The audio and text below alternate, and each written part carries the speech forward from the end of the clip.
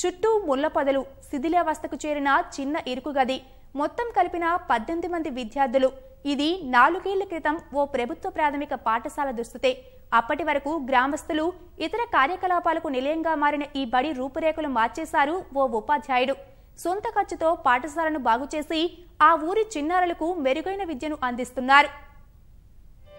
కొమరంభీం జిల్లా కాగజ్నగర్ మండలం చింతగూడలోని ప్రభుత్వ ప్రాథమిక పాఠశాల ఒకప్పుడు నిరుపయోగంగా బడి ఆనవాళ్లే కనిపించకుండా ఉండేది. కనుమరుగైపోయే దశకు చేరుకున్న ఈ పాఠశాలకు 2011లో వచ్చిన ప్రధానోపాధ్యాయుడు లక్ష్మీనారాయణ పాఠశాల స్థితిగతులు మార్చేశారు. ప్రభుత్వ సహకారం కోసం ఎదురు చూడకుండా సొంత డబ్బు ఖర్చు చేసి గ్రామస్తుల తోడ్పాటుతో పాఠశాల పరిసరాలను అందంగా తీర్చిదిద్దారు. ప్రైవేటు పాఠశాలకు తీసిపోకుండా విద్యార్థులకు అన్ని సదుపాయాలు కల్పిస్తూ నాణ్యమైన విద్యను అందిస్తున్నారు.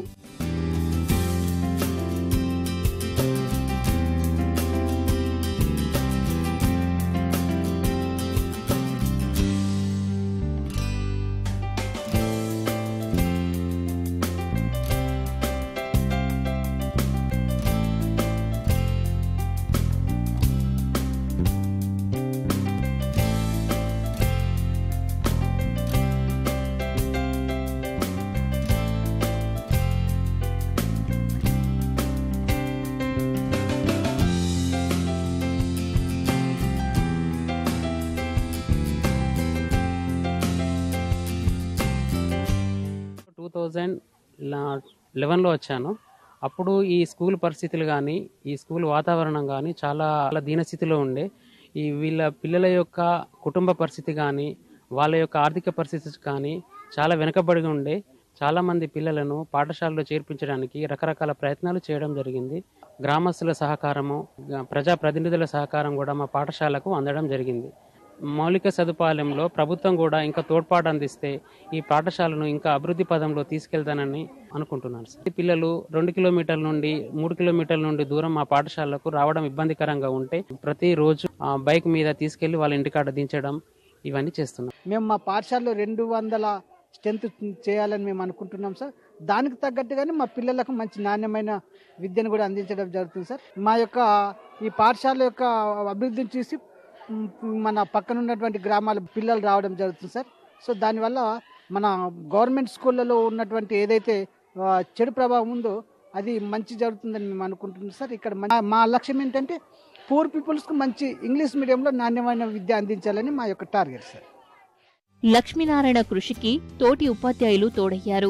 విద్యార్థుల సంఖ్య పెంచేందుకు పాఠశాలలో ఆంగ్ల మాధ్యమం ప్రవేశపెట్టేలా కృషి చేశారు. గ్రామస్తులతో మాట్లాడి తమ పిల్లలను పాఠశాలకు పంపించేలా ఒప్పించారు. చిన్నారులకు సాంకేతిక విద్యను అందించాలనే లక్ష్యంతో స్వతహాగా ప్రొజెక్టర్ను తీసుకొచ్చి దృశ్య రూపంలో పాఠ్యాంశాలు బోధిస్తున్నారు. విద్యార్థులకు చదువుతో పాటు క్రీడల్లోనూ శిక్షణనిస్తున్నారు. యోగా నేర్పించి మేధాశక్తి పెంపునకు కృషి చేస్తున్నారు. అంకిత భావంతో విద్యనందిస్తున్న ఈ ఉపాధ్యాయులను గ్రామస్తులు సైతం కొనియాడుతున్నారు.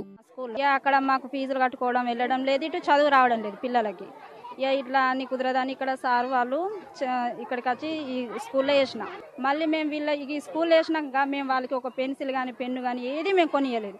అన్ని మాకు సార్ వాళ్ళే పెట్టుకున్నారు.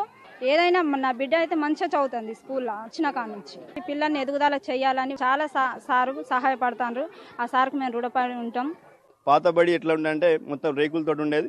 అది వర్షం పడితే మొత్తం ఉరిసేది. పిల్లలు కూర్చోవడానికి కూడా సరిగ్గా జాగా ఉండేది కాదు. అటువంటి స్కూల్లో సారు స్కూల్ రన్ చేశారు. దీంట్లో ప్రధానోపాధ్యాయుని పాత్ర చాలా ఉంటుంది. సార్ ఏంటంటే ఓన్ డబ్బుని ఖర్చు పెట్టుకొని చేస్తున్నాడు. సో అది మా ఉపాధి హామీ నుంచి ఏ యాంగిల్లో ఏ వర్క్ శాంక్షన్ ఏ వర్క్ మనం చేయడానికి ఫీజిబుల్ ఉందో ఆ వర్క్స్ అన్ని కూడా ఎస్టిమేట్ చేసి చేయిస్తున్నాం. ఎందుకంటే ప్రభుత్వ ధనము ఈ రకంగా యూజ్ చేయాలనే ఉద్దేశం మాకు కూడా ఉంది. కాబట్టి సార్ జేబులోకి పెట్టుకోకుండా మా ఉపాధి హామీ నుంచి చేయించాలనే ఉద్దేశంతో సార్ అడగగానే అన్ని చేస్తున్నాము. Thank you. విద్యార్థులను కన్న బిడ్డల్లా చూసుకుంటూ వారి భవిష్యత్తుకు బాటలు వేస్తున్న ఈ ఉపాధ్యాయులు ఎందరికో ఆదర్శంగా నిలుస్తున్నారు.